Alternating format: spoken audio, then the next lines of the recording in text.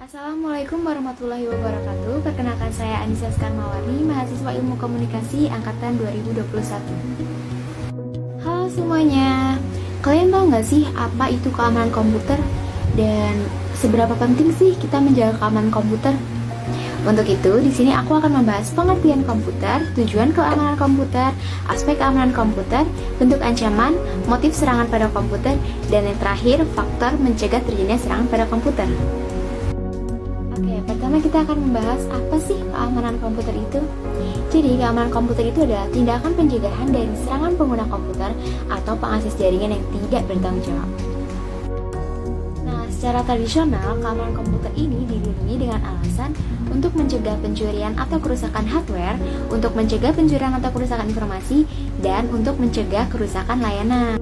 Nah, sekarang kita akan membahas aspek keamanan komputer. Apa saja sih aspek keamanan komputer? Oke, yang pertama ada privasi dan confidentiality.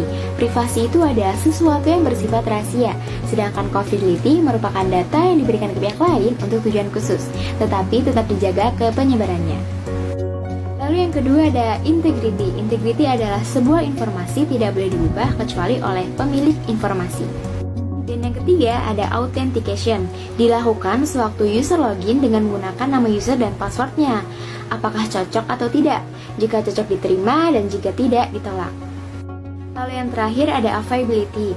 Availability ini berkaitan dengan apakah sebuah data tersedia saat dibutuhkan atau diperlukan. Selanjutnya ada bentuk ancaman. Yang pertama ada intercepsi, yaitu di mana data dirusak sehingga tidak dapat digunakan lagi.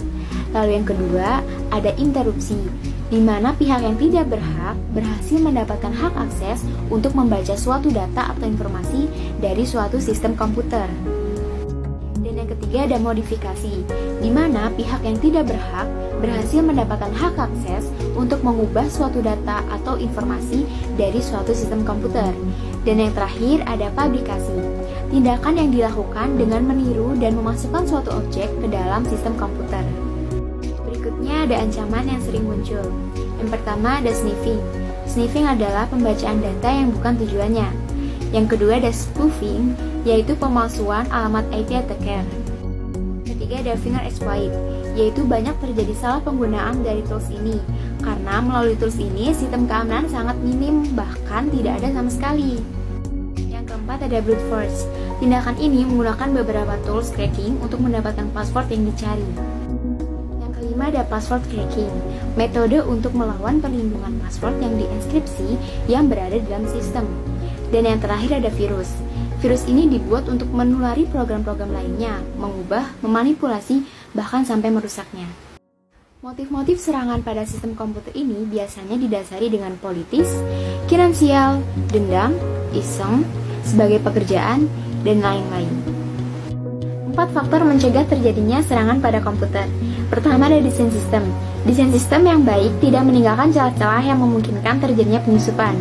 Yang kedua ada aplikasi yang digunakan. Aplikasi yang dipakai sudah diperiksa dengan seksama untuk mengetahui apakah program yang akan dipakai di dalam sistem tersebut dapat diakses tanpa harus melalui prosedur yang seharusnya.